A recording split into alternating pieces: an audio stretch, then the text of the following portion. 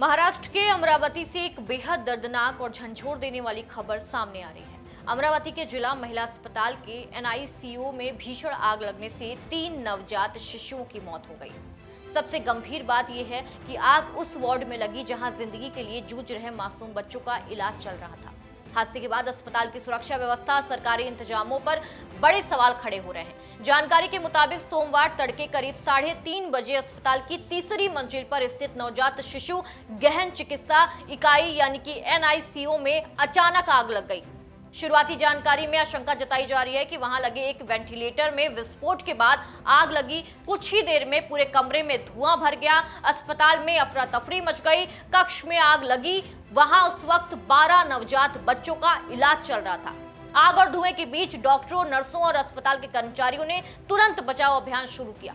कर्मचारियों ने कई बच्चों को सुरक्षित बाहर निकाला, लेकिन घना धुआं और आग इतनी तेज थी कि 3 मासूमों की जान चली गई। ये भी बताया जा रहा है कि बच्चों की मौत दम घुटने के कारण हुई। हादसे में कुल 36 बच्चों को सुरक्षित बाहर निकाले जाने की जानकारी भी सामने आई। वहीं 6 नवजात बच्चों को आग के इलाज के लिए अमरावती के सुपर स्पेशलिटी अस्पताल में भर्ती कराया गया। डॉक्टरों की टीम इन बच्चों की हालात पर लगातार नजर बनाए हुए हैं। इस हादसे के बाद सबसे बड़ा सवाल सिर्फ ये नहीं कि आग कैसे लगी, सवाल ये है कि अस्पताल के एनआईसीयू जैसे बेहद संवेदनशील इलाकों में सुरक्षा के इंतजाम कितने मजबूत थे। अगर शुरुआती आशंका के मुताबिक वेंटिलेटर में तकनीकी खराबी या विस्फोट के कारण आग लगी, तो क्या अस्पताल में लगे मेडिकल उपकरणों की नियमित जांच हो रही थी? ये सबसे बड़ा सवाल है। आखिर वो जो बच्चे जिनकी मौत हो गई है, क्या वो वापस आ सकते हैं? क्या उनके माँ बाप को वो बच्चे वापस दिए जा सकते हैं? आखिर इसमें किसकी फॉल्ट है, किसकी जवाबदेही बनती है?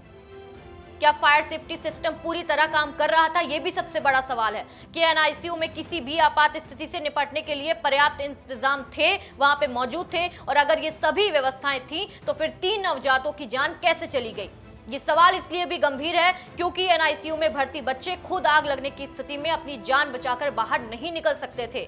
ऐसे बच्चों की पूरी सुरक्षा अस्पताल प्रशासन की जिम्मेदारी होती है। सरकार और स्वास्थ्य विभाग को अब सिर्फ जांच के आदेश देकर अपनी जिम्मेदारी पूरी नहीं करनी चाहिए। जिम्मेदारी तय होनी चाहिए। अगर उपकरण में खराबी थी तो उसकी समय पर जांच क्यों नहीं हुई? अगर शॉर्ट सर्किट की वजह सामने आती है तो बिजली व्यवस्था में आखिर क्या कुछ हुआ था? और अगर फायर सेफ्टी में कोई कमी थी तो उसके लिए कौन जिम्मेदार है? फिलहाल आग पर काबू पा लिया गया है। पूरे मामले की जांच की बात कही जा रही है, लेकिन जांच सिर्फ कागजों तक सीमित नहीं होनी चाहिए।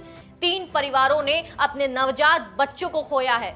उनके लिए ये किसी हादसे से कहीं ज्यादा बड़ा एक सदमा है। अमरावती के इस हादसे ने सरकारी अस्पतालों की सुरक्षा व्यवस्था पर बड़े सवाल खड़े कर दिए। अब देखना होगा कि सरकार इस पूरी घटना पर कितनी निष्पक्ष तरीके से जांच करती है और कितना करारा जिम्मेदार जो वहां पे लोग हैं उनको कितनी करारी सजा देती है। अब ये देखना बाकी है।